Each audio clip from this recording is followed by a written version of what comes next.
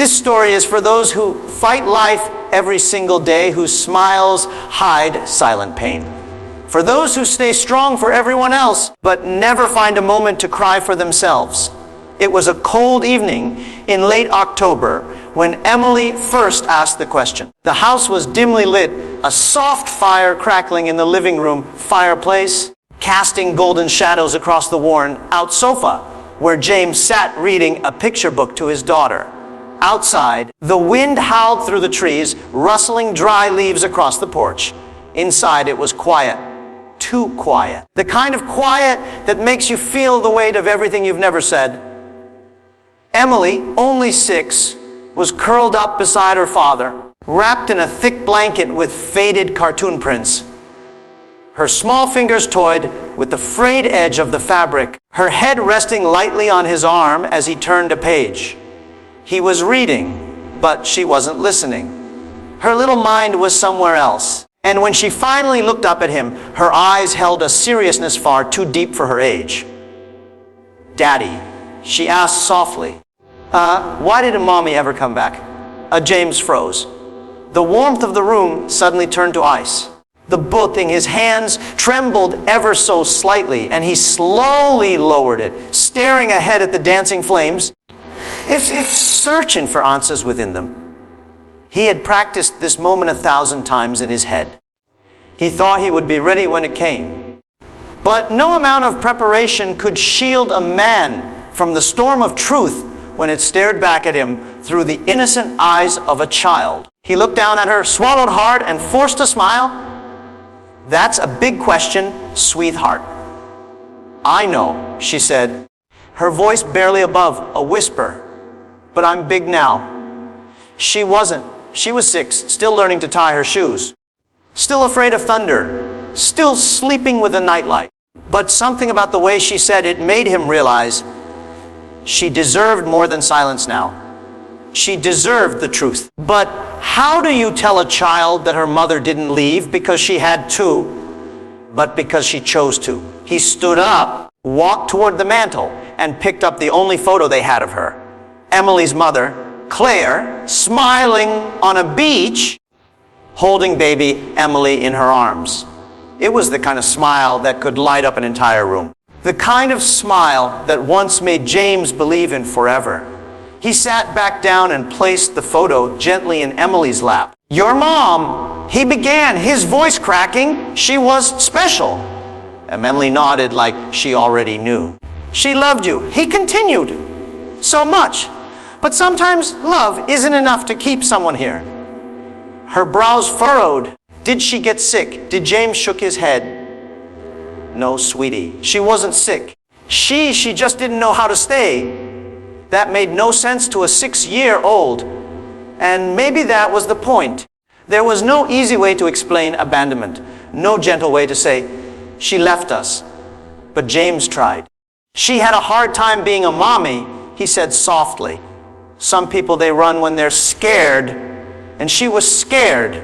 Not of you, never of you, but of the kind of life that takes strength to hold on to. Emily stared at the photo, her tiny fingers tracing her mother's smile. "Did I do something wrong?" James's heart shattered. "No, baby, you didn't do anything wrong. Not one thing. Your mom leaving, that was never about you. Then why didn't she say goodbye?" James blinked back tears. "Because she didn't know how." Emily was quiet for a long time. The only sound was the fire crackling, the wind tapping gently on the windows, and the H between a father and daughter trying to bridge years of silence. "Where is she now?" Emily finally asked. James didn't answer right away. He looked down, hands clasped, searching for the right words. "She moved far away. A different city, a different life. I don't know exactly where. She didn't want to be found." That wasn't entirely true. He knew where she was. She had written once, years ago. But he had torn up the letter and thrown it into that same fireplace, right where they now sat. At the time, he was angry, betrayed, determined to protect Emily from a ghost who didn't deserve a second chance. But now, staring into his daughter's tearful eyes, He wasn't so sure. She might come back someday. Emily asked. He didn't want to lie, but he couldn't crush that last sliver of hope either. I don't know, he said honestly. But even if she doesn't, you'll always have me. Emily leaned into him and whispered, I just want to tell her I still love her. That night, James didn't sleep. He lay awake staring at the ceiling, haunted by memories of the woman he once loved, the promise they had made, and the child she left behind. He remembered the night Claire left, how she stood at the doorway with a suitcase, crying but determined. How she said, I'm not good for her. You are. You always were. And just like that, she was gone. He had told himself he'd never let Emily feel that pain, but maybe silence was its own kind of wound. The next morning, James did something he never thought he'd do. He opened his old storage box and searched for the letter Claire had sent. He found its ashes still stuck in the corners of the fireplace, now cold. But the memory of her words remained. She had written, tell Emily I'm sorry. I love her. I just wasn't strong enough. For the first time in years, James cried, not for Claire, but for the years lost. For the nights he held Emily while she cried, pretending he didn't know why. For all the birthdays, the mother-daughter dances she missed, and the questions he never answered. He realized that his daughter didn't need a perfect story. She just needed honesty, even when it hurt. The following week, James did something even harder. He sat Emily down and told her the rest about the night Claire left, about how scared she had been, about the letter, and about how he burned it in anger, but never stopped remembering it word for word. I was mad at her, he admitted, but not for leaving me, for leaving you. Emily looked at him, tears in her eyes, and then said the one thing that finally broke the chains James had wrapped around his heart. I forgive her. James broke down. He held her close and sobbed into her tiny shoulder. And in that moment, something shifted, not just between father and daughter, but within their home. A quiet, unspoken healing had begun. The ghost still lingered, but it didn't hold the same power anymore. Because the truth, however painful, had set them free. The weeks that followed were quieter, but in a different way.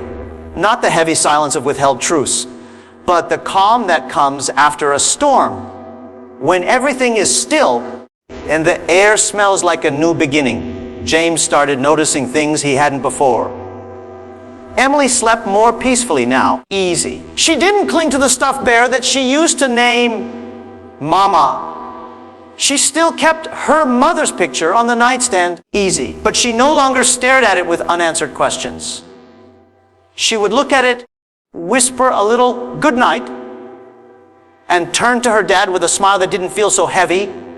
One night, while washing the dishes, Emily came into the kitchen with a crumpled paper in her hand. Can I write her a letter? James paused, dish halfway rinsed. You can write her 100 if you want, sweetie. She smiled and placed the paper on the table. Easy, he watched as her tiny hand gripped a crayon and began writing slowly to our dear mommy. I still love you. I'm not mad. I hope you're okay. Daddy said you were scared. It's okay to be scared. I was too. But I'm not scared anymore because Daddy tells the truth now. Love. Easy. Emily and James turned away so she wouldn't see the tears forming in his eyes. That night, they folded the letter, placed it in an envelope, and walked down to the mailbox together. It didn't matter that there was no address. It didn't matter that it would never be delivered. What mattered was that Emily had sent something out into the world. Her heart, her healing. It was her way of saying goodbye. Or maybe hello to the mother she barely remembered. That weekend, James took her to the park. They had gone there when she was a toddler, but hadn't returned in years. The swings still creaked. The carousel still spun, but everything felt different now. They sat on a bench eating ice cream, and James found himself watching Emily, really watching her hair, her freckles, The way her hair curled behind her ear, her tiny giggle, all the little pieces of Claire that lived in her. But more than anything, he saw Emily, not a shadow of someone who left, but a whole child who stayed. Can I ask you something? Emily said, licking her ice cream. Of course. Do you think Mommy thinks about me? James looked up at the sky for a moment. I think she thinks about you every single day. Emily nodded. Then maybe, that's enough. That night, after she fell asleep, James opened his laptop and searched for Claire. He hesitated for a long time before clicking search. There she was. Different, older, but still Claire. She was working at a women's shelter in another state, helping other single mothers rebuild their lives. There were pictures of her smiling with children, speaking at small events, organizing donation drives. She looked like someone who had found her way back to herself, piece by painful piece. James stared at the screen, unsure what to feel. For years he had clung to anger as a shield. But seeing her like this, it broke something open. She hadn't just run away, she had fallen and then rebuilt. Not for them maybe, but still. He hovered over the message button. His fingers trembled. Finally, he clicked. "Oh, hi, Claire. Emily asked about you. I told her the truth. She wrote you a letter. She forgives you. She's doing okay. Okay? So am I." Jane, he didn't expect a reply. He wasn't even sure he wanted one. But hitting send felt like releasing something that had been clenched in his chest for too long. 2 days passed. Then 5. No response. On the 7th day, just as he was making pancakes on a lazy Sunday morning, his email pinged. "Claire, Ari, Emily, toward James. I've read your message at least 20 times. I cried. I smiled. I broke all over again. Please tell her I think about her every day. I never stopped. I was just too ashamed to come back. I thought I didn't deserve her. Or you. But hearing she forgives me, I don't have words. If it's okay, maybe one day I could write her back. Not now. Not yet. But maybe someday. Thank you for telling her the truth.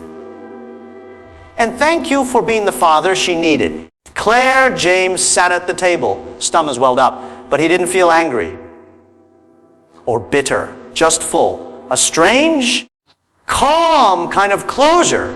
He didn't tell Emily right away. She was playing in the backyard, building a fairy house from twigs and leaves. He watched her from the kitchen window, her joy, her peace.